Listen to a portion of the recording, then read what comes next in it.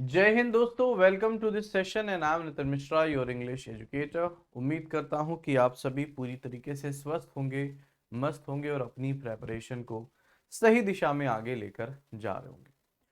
तो दोस्तों, आज के इस सेशन में हम एक छोटे से मोटिवेशनल कोट से अपने सेशन की शुरुआत करेंगे कि मेहनत इतनी करो कि किस्मत भी बोल उठे कि ले बेटा, ये तेरा हक है।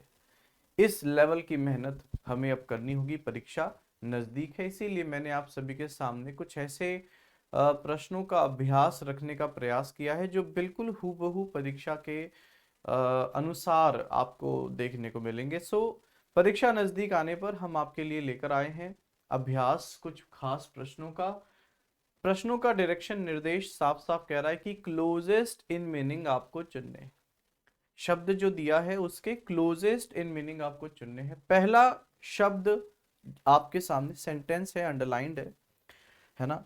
सेंटेंस है, अंडरलाइंड है। आपको बताना है अंडरलाइंड वर्ड का क्लोजेस्ट मीनिंग ऑप्शन में क्या होगा। अंडरलाइंड वर्ड का क्लोजेस्ट इन मीनिंग क्या होगा। जो वर्ड अंडरलाइंड है उसका क्लोजेस्ट इन मीनिंग क्या होगा बेटा।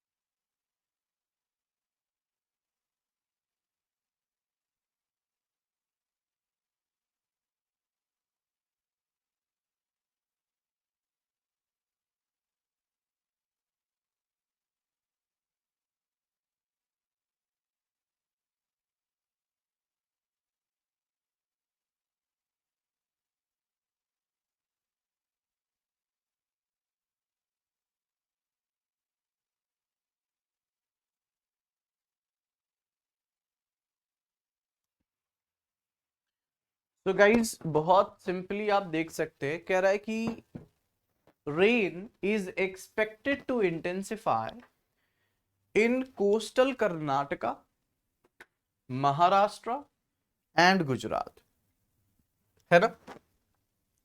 और इंटेंसिफाई का सही आंसर आपको बताना है। चलो, तो गाइज अगर आप ध्यान से इस शब्द को देखे होगे तो आप इस बात को अच्छे से समझ पाए होगे। कई सारे बच्चों ने अलग अलग शब्द चुने होंगे। इंटेंसिफाई करने का मतलब है किसी चीज को की तीव्रता बढ़ा देना। याद रखना, इंटेंसिफाई करने का मतलब होता है किसी चीज की तीव्रता बढ़ा देना, है ना। यानी अगर किसी चीज को आप इंटेंसिफाई करते हो तो इंटेंसिफाई करने का मतलब होता है किसी चीज की डिग्री, यानी तीव्रता बढ़ाना, है ना। तो डिग्री बढ़ाना या तीव्रता बढ़ाना यानी उसे थोड़ा एस्केलेट कर देना। जैसे कार में क्या होता है, एस्केलेटर होता है। तो एस्केलेट कर देना सही सिनोनिम हो जाएगा। मुझे पूरी उम्मीद है, मुझे पूरा विश्वास है आपको अच्छे से समझ में आया होगा।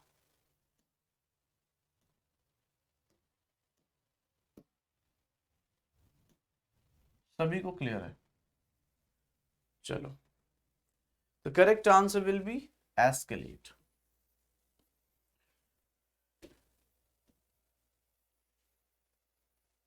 किसी को डाउट तो नहीं है ना?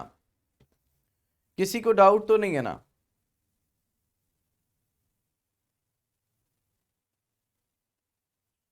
अगला क्वेश्चन मेरे प्यारे साथियों आपके सामने, अगला क्वेश्चन आप सभी के सामने, जल्दी से मुझे बताइए कि इस प्रश्न का क्या उत्तर होगा, सही आंसर क्या होना चाहिए इस प्रश्न के लिए।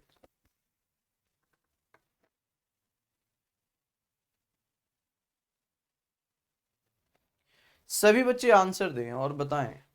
Everyone please reply. प्रश्न आपके सामने, आपको उत्तर देना है और बताना है कि इस प्रश्न के लिए सही आंसर क्या होगा। The decision was taken by consensus by a group of expert.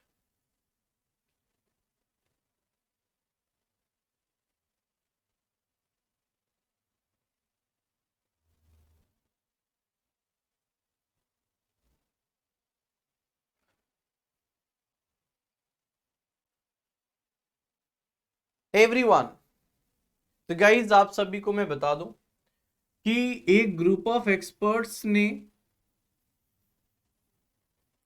एक निर्णय लिया और ये निर्णय ग्रुप के हर एक मेंबर ने यूनानिमसली लिया था, मतलब सर्वसम्मति से लिया गया था।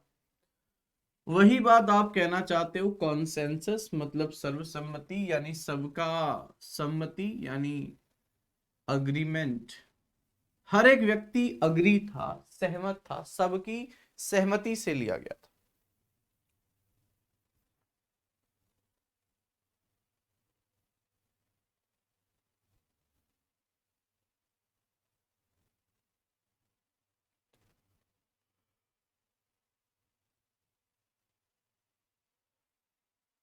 चलो, सो करेक्ट आंसर है option choice number A, agreement, सहमति या सर्वसम्मति।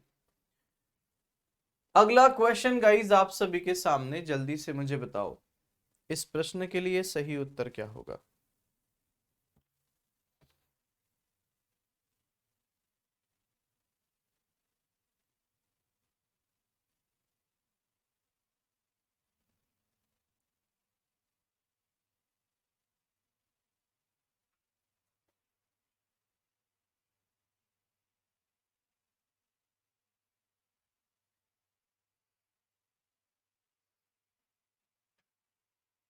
एवरीवन,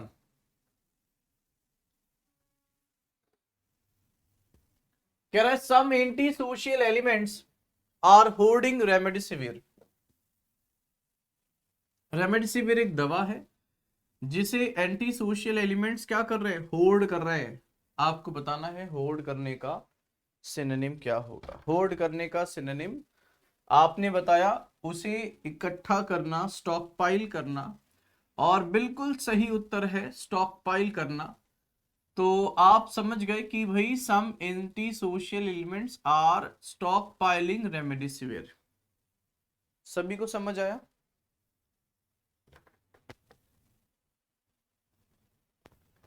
चलो,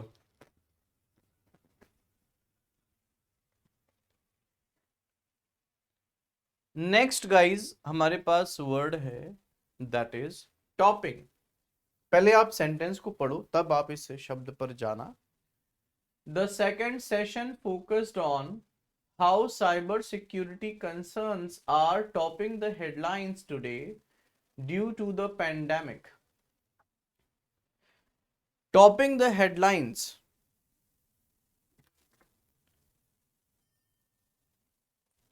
Topping the headlines.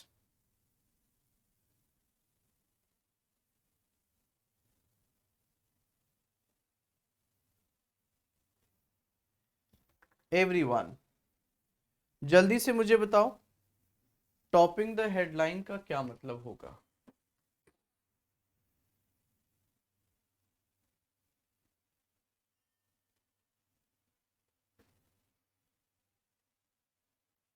Everyone.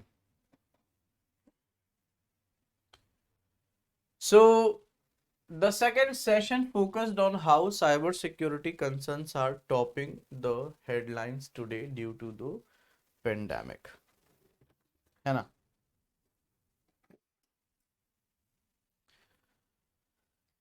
तो टॉपिंग द हेडलाइंस का मतलब है कि सुर्खियों में होना यानी लीड करना, यानी प्रमुख भूमिका में होना। साइबर सिक्योरिटी कंसर्न्स हेडलाइंस को लीड कर रहे हैं, मतलब भूमिका में है, मतलब सबसे पहले साइबर सिक्योरिटी कंसर्न सामने आ रहे हैं।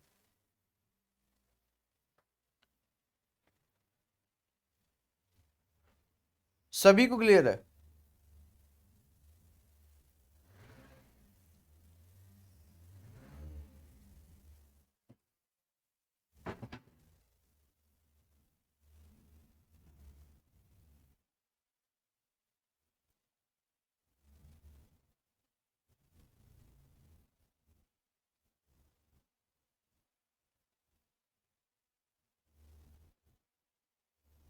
चलो,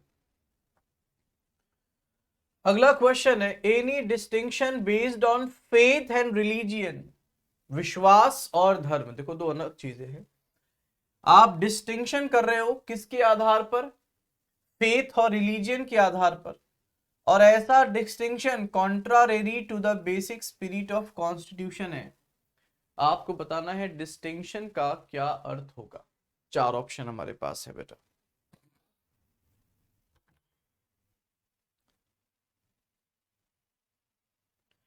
आपको बताना है डिस्टिंक्शन का सही मीनिंग क्या होगा, जल्दी बताओ बेटा। चार ऑप्शन आपके पास है।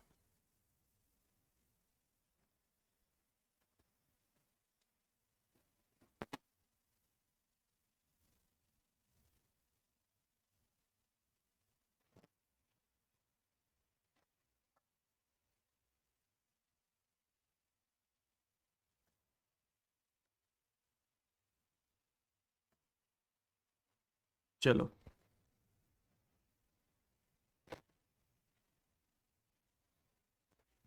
एवरीवन,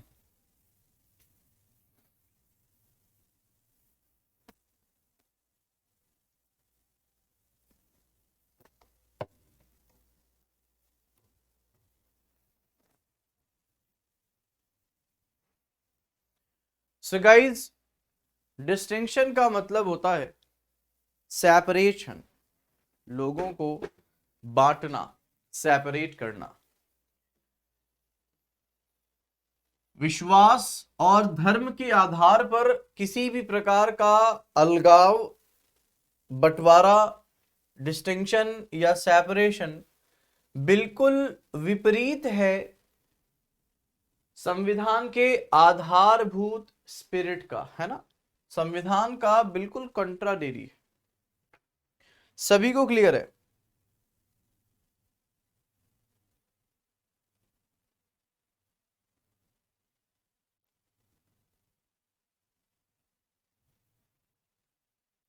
अगला क्वेश्चन है गाइस कि आपको बताना है इस अंडरलाइन वर्ड का मीनिंग क्या होगा।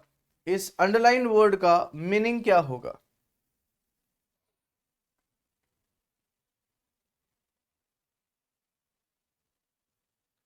आपको बताना है अंडरलाइन वर्ड का मीनिंग क्या होगा, जल्दी से बताओ। What do you mean by the underline word?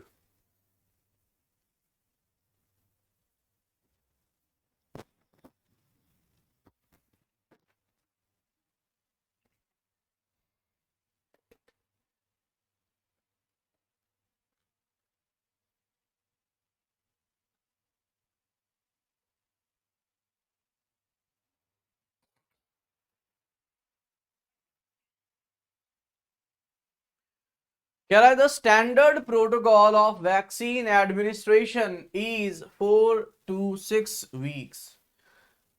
Administration का मतलब क्या है यहां पर?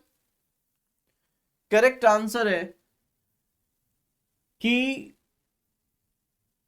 वैक्सीन को डिस्पेंस करना, अपने शरीर में डिस्पेंस करना, लगवाना, इंजेक्शन लगवाना,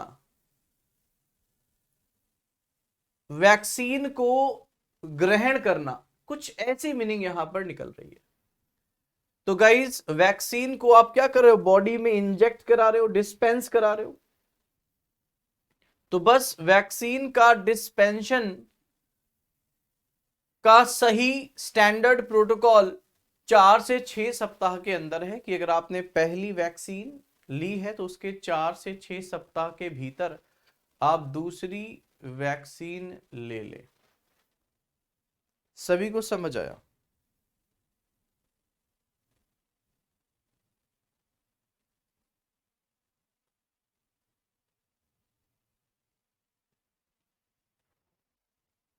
चलो, अगला गाइस हमारे पास जो क्वेश्चन है वो इस प्रकार है। आपको बताना है सही उत्तर इस प्रश्न के लिए क्या होगा।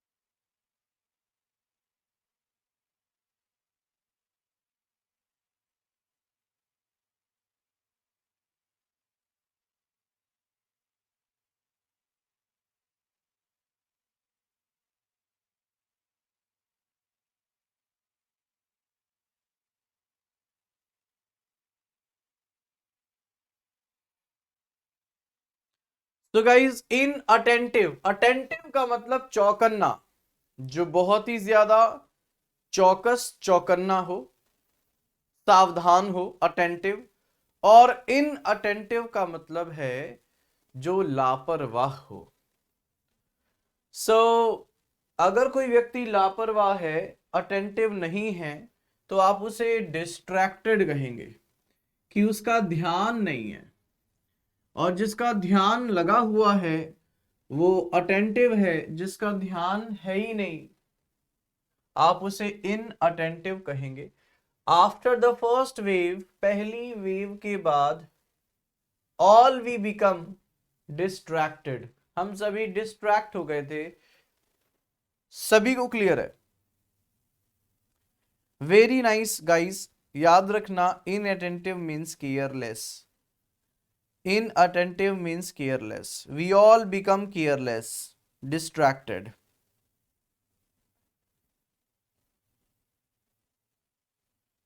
सभी को क्लियर है? अगला क्वेश्चन आप सभी के सामने कि tech spending across sectors is looking quite strong. तो गाइज इस प्रश्न में आपको सही उत्तर देना है अंडरलाइन पार्ट के क्लोजेस्ट मीनिंग का। जल्दी बताएं।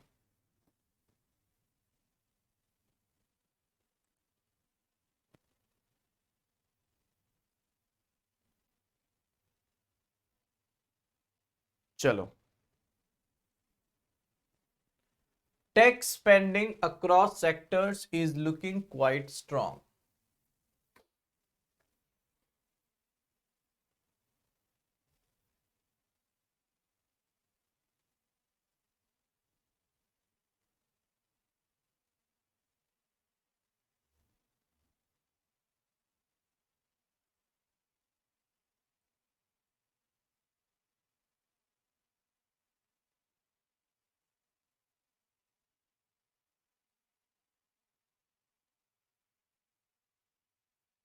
चलो, तो गाइज जल्दी से बताइए, tech spending across sectors is looking quite strong.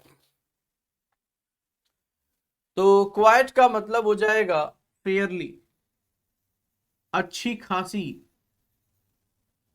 Take spending यानी जो टेक्नोलॉजी के ऊपर जो खर्च है, लगभग सभी अलग अलग सेक्टर्स में वो हमको अच्छा खासा मजबूत लग रहा है, मतलब अच्छी खासी मोटी रकम इन्वेस्ट की गई है।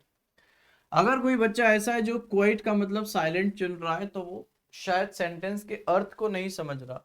यहाँ क्वाइट का मतलब साइलेंट नहीं है, यहाँ क्वाइट का मतलब है अच्छा खासा इन्वेस्टमेंट होना।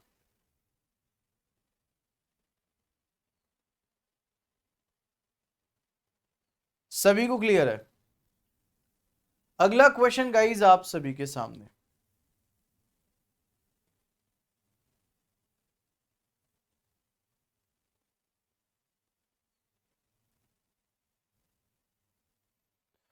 सो कह रहा है states are expected to seek a discussion on the plans for meetings the shortfall. States are expected to seek a discussion on the plans for meeting the shortfalls. जल्दी बताओ बेटा।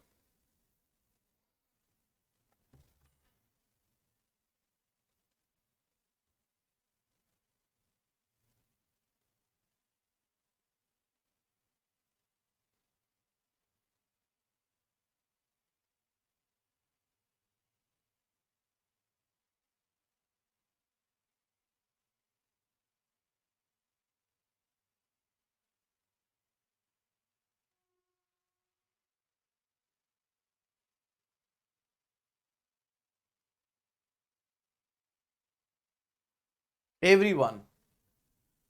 तो दोस्तों क्वेश्चन बहुत सिंपल था, उम्मीद है आप सभी को क्लियरली समझ भी आया होगा।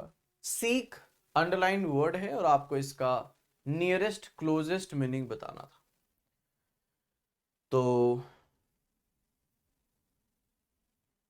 स्टेट्स मतलब राज्यों से उम्मीद की जाती है कि वे एक डिस्कशन इस प्लान पर कि क्या क्या कमियां रह गई सीक करेंगे, मतलब परस्यू करेंगे।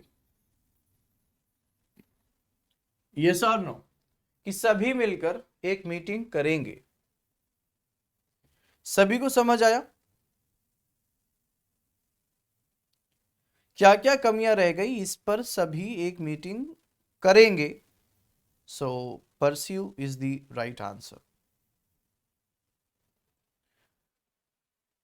अगला वर्ड गाइज आप सभी के सामने सेंटेंस में अंडरलाइन वर्ड को ध्यान से देखो और चार ऑप्शन में से सही option as a nearest closest in meaning चुनने का प्रयास करो।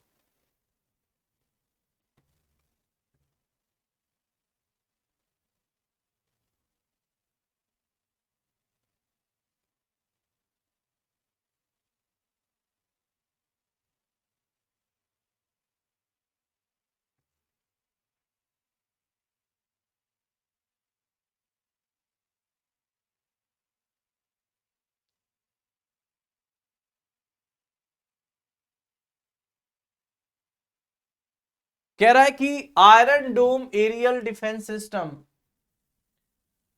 फ्रॉम हमास, मतलब कहीं से आती हुई कोई मिसाइल को, क्योंकि a missile from Hamas means missile Hamas से आ रही थी।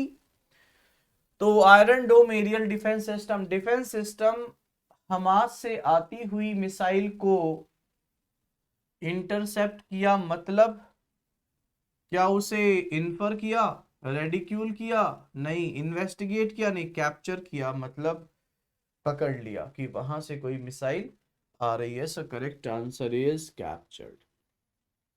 मुझे पूरी उम्मीद है अगर आपने अ मिसाइल फ्रॉम हमास ये देखा होगा तो ये खुद आपको बताएगा कि बेटा इधर उधर मत जा। सही आंसर ये होगा। सभी को क्लियर है?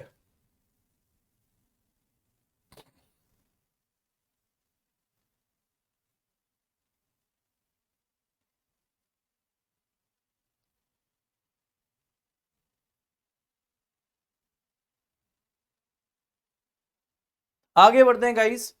कह रहा है कि each item in this section has a sentence with three parts labelled as A B सी।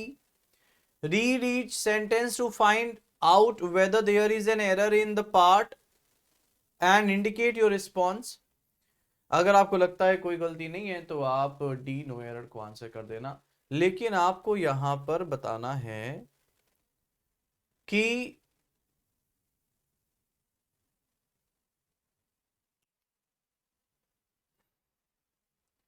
इस क्वेश्चन में एरर कहां पर है। जल्दी से बताओ बेटा, जल्दी से बताओ। सभी लोग आंसर बताएंगे।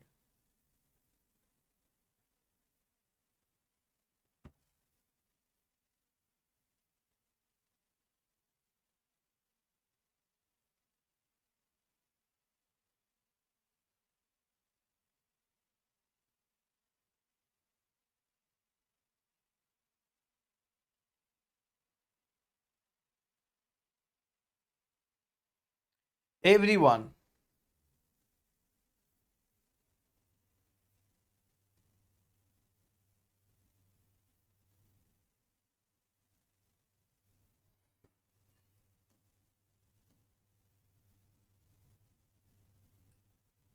एवरीवन।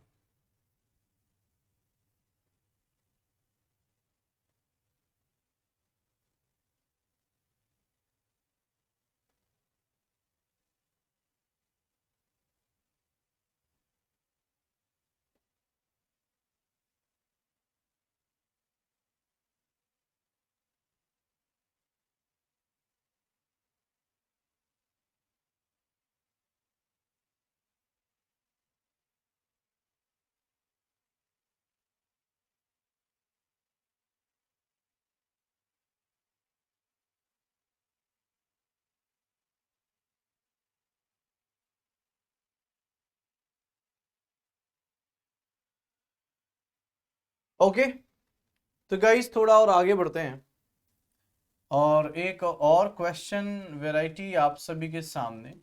बहरहाल मैं उसका आंसर आपको इस सेशन के अंत में दूंगा। तो अब हम ऑपोजिट इन मीनिंग शब्दों को डिस्कस करेंगे। एक और वर्ड है आपके पास जो कि अंडरलाइंड है। अब आपको इस शब्द का ऑपोजिट बताना है और इसके पहले वाले क्वेश्चन का आंसर मैं आज के क्लास के अंत में जरूर दूंगा।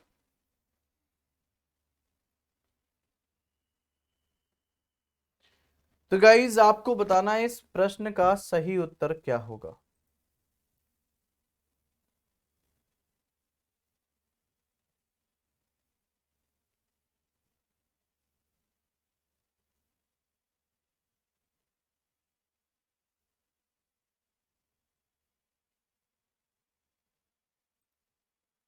चलो, सो करेक्ट आंसर है permitted. The government has, prohibit का मतलब होता है मना करना। प्रोहिबिट का मतलब होता है मना करना, और गवर्नमेंट ने प्रोहिबिट कर दिया है मतलब रोक लगा दी है। तो रोक लगा देने का ऑपोजिट परमिट कर देना, तो obviously opposite sense permit correct answer हो जाएगा। मुझे उम्मीद है आप सभी को क्लियरली समझ आया होगा। करेक्ट आंसर है option choice number B, that is permitted. अगला क्वेश्चन गाइज आप सभी के सामने, अगला प्रश्न दोस्तों मेरे साथियों आप सभी के सामने। जल्दी से बताओ क्या लगता है करेक्ट आंसर इस प्रश्न के लिए क्या हो जाएगा।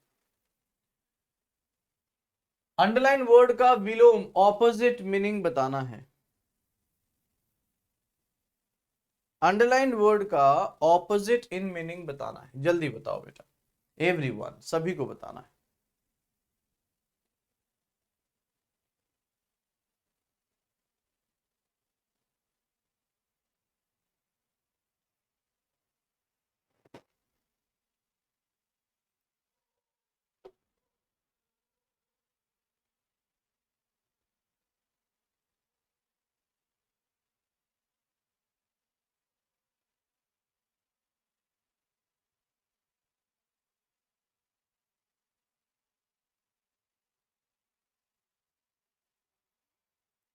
चलो, करेक्ट आंसर है प्लीजेंट। ध्यान से देखो, condition of inmates inside the jail. Taloja basically Mumbai के पास की जगह है।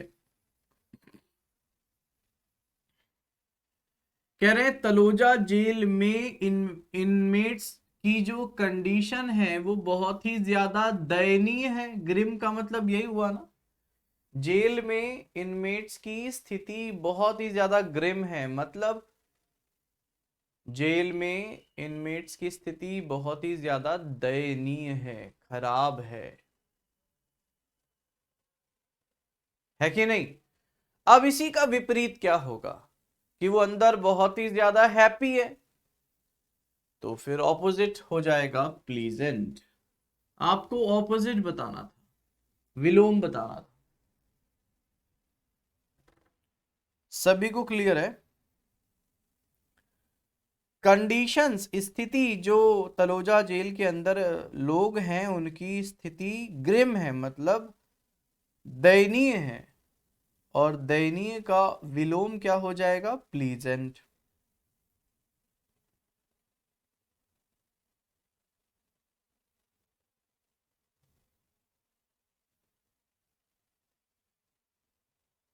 मुझे उम्मीद है आप सभी को क्लियरली समझ आया होगा, है ना? Thank you. नेक्स्ट गाइस, अगले अगले वर्ड पे चलते हैं, अगले क्वेश्चन पे चलते हैं। अगला क्वेश्चन आपके सामने, आपको अंडरलाइन वर्ड का विलोम, एंटोनिम, ऑपोजिट इन मीनिंग बताना है। जल्दी बताओ बेटा।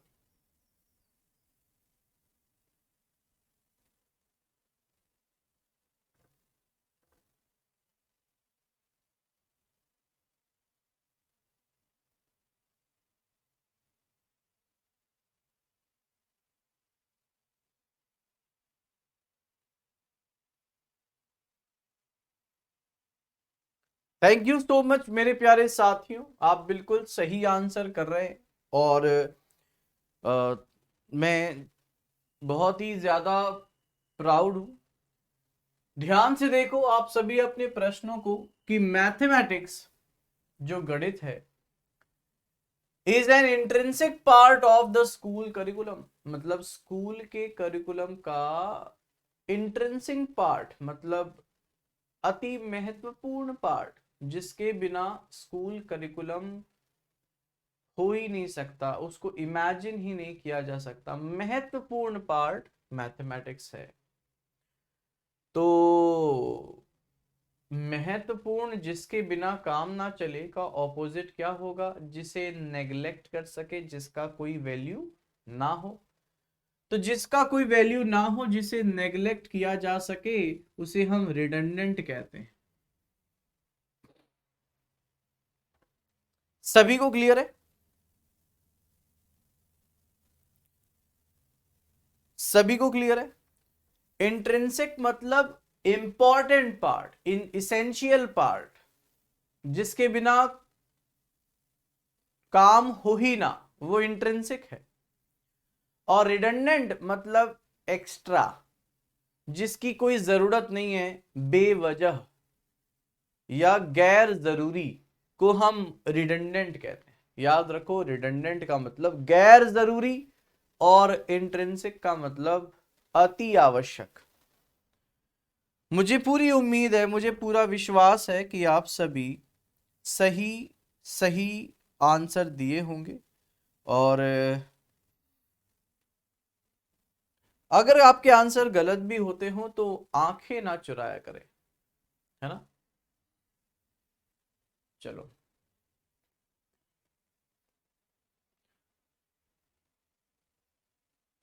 चलो, थैंक यू।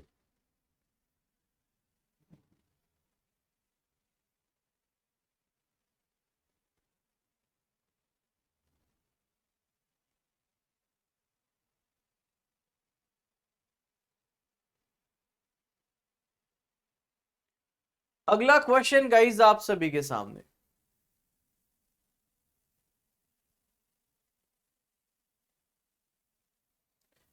अगला प्रश्न मेरे प्यारे साथियों आप सभी के सामने, जल्दी से बताओ क्या लगता है करेक्ट आंसर इस क्वेश्चन के लिए क्या होगा?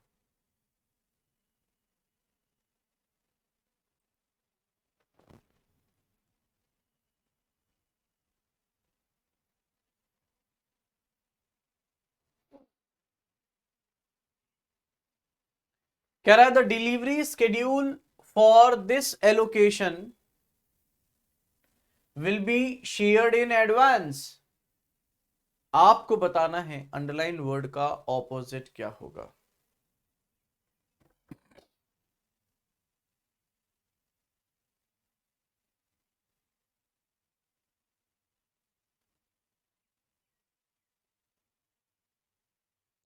सभी लोग आंसर करो बेटा।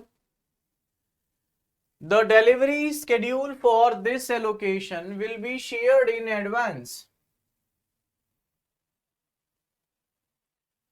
एडवांस का मतलब पहले से ही, तो एडवांस का ऑपोजिट हो जाएगा आफ्टरवर्ड्स। सभी को क्लियर है?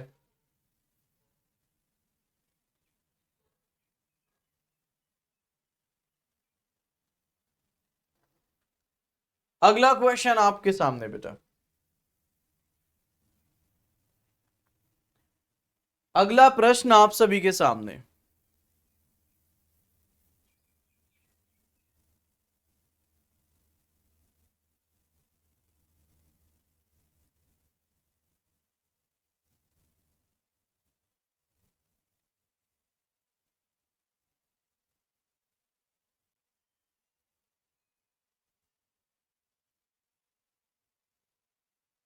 चलो,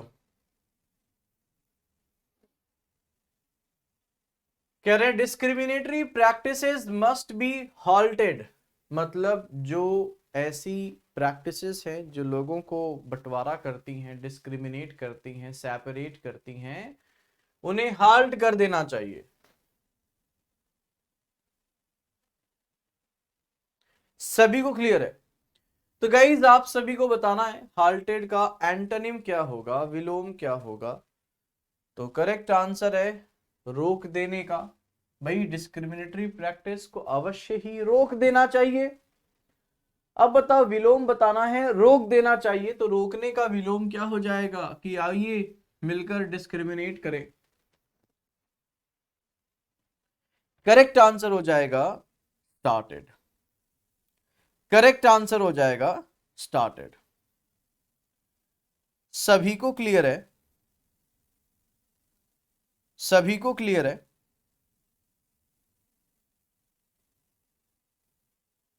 चलो, अगला क्वेश्चन है fresh infections continue to surge across the state with cases rising significantly in several district. तो गाइस जल्दी से मुझे बताओ, fresh infections continued to surge across the state with cases rising significantly in several districts. So correct answer एक विलोम के रूप में surge का विलोम क्या हो जाएगा? सर्ज का मतलब विलोम क्या हो जाएगा? सर्ज का मतलब होता है बढ़ना, तो ऑपोजिट हो जाएगा गिरना, फाल। The crisis was the most acute for marginalized and minority groups. आपको बताना है acute का सही सिनोनिम एंटोनिम क्या होगा, विपरीत क्या होगा।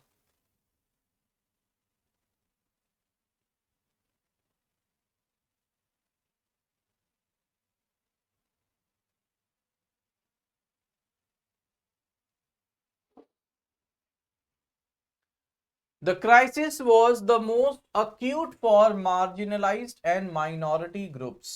तो गाइस आपको बताना है acute का विलोम क्या होगा।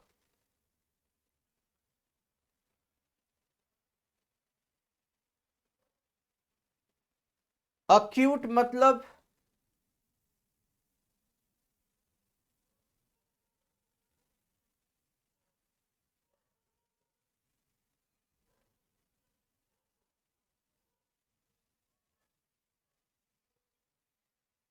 ओके, याद रखना acute मतलब सबसे ज्यादा प्रभाव जहां पर हुआ, प्रभावशाली।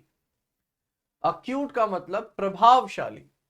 क्राइसिस सबसे ज्यादा प्रभावशाली मार्जिनलाइज्ड और माइनॉरिटी ग्रुप पर थी, तो हम कह देंगे प्रभावशाली का विलोम अप्रभावशील। जिसकी कोई जरूरत ना हो तो अप्रभावशील, नेग्लिजिबल कहलाएगा। अप्रभावशील, अक्यूट मतलब प्रभावशील। याद रखना अक्यूट मतलब प्रभावशील। अगला प्रश्न मेरे प्यारे साथियों, अगला प्रश्न आप सभी के सामने। High winds have hindered fire fighters in their efforts to put out the Blaze.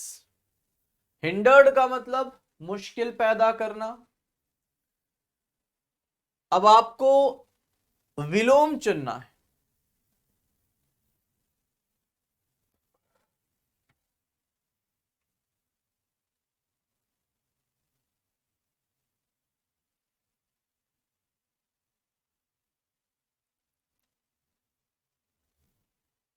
Correct answer हो जाएगा फैसिलिटेट, मतलब वेलकम करना, कि आओ मुझे बुझाओ, सारी चीजें आसान कर देना।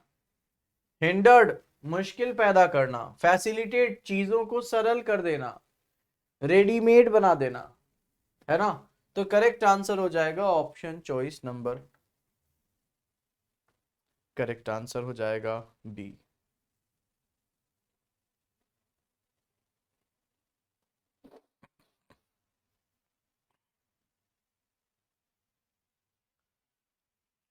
अगला क्वेश्चन गाइस, जल्दी से मुझे बताओ, क्या लगता है सही विलोम क्या होगा? सही विलोम क्या होगा बेटा? एवरीवन।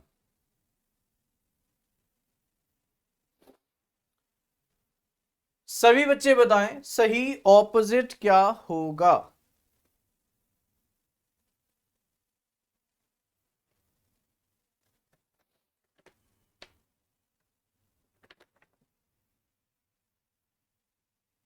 एवरीवन।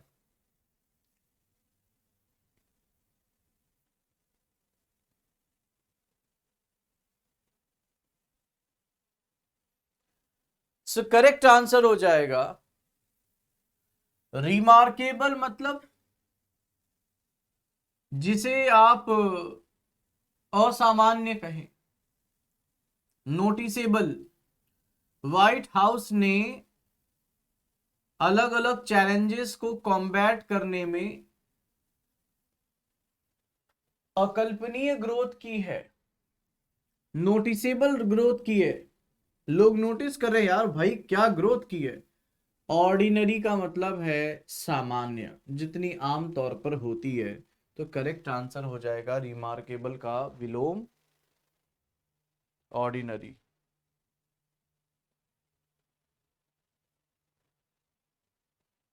सभी को क्लियर है?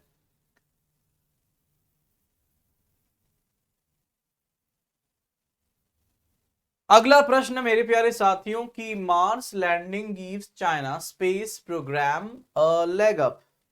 अ लेग अप मींस, जल्दी बताओ। A leg up basically means this advantage, और इसका विलोम हो जाएगा डिसएडवांटेज। मार्स लैंडिंग ने चाइना स्पेस प्रोग्राम को एक बहुत अच्छी एडवांटेज दी, और इसका विपरीत डिसएडवांटेज। सभी को क्लियर है? सभी को क्लियर है?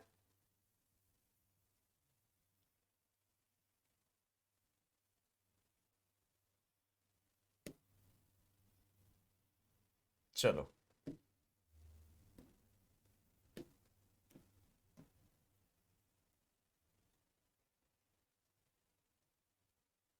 Thank you.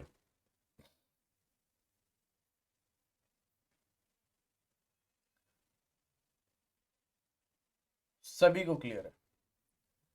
अब एक क्वेश्चन मैंने आप सभी को कराया था, और मैंने आपसे कहा था कि इस क्लास के अंत में मैं इसका आंसर दूंगा। आप सभी ने इस प्रश्न पर अपने उत्तर दिए थे। करेक्ट आंसर है ऑप्शन चॉइस नंबर बी। अब आप सोच रहे होंगे इसमें क्या गलती है, तो देखो बेटा, शेयर होल्डर, इंटरेस्ट, दो नाउन है। आप दो नाउन के बीच में एपोस्ट्रोफी लगाकर दरअसल पॉसेसिव केस बनाते हो, तभी दो नाउन आपस में जुड़ सकती है। तो सही आंसर हो जाएगा share holder apostrophe S, share holder का इंटरेस्ट।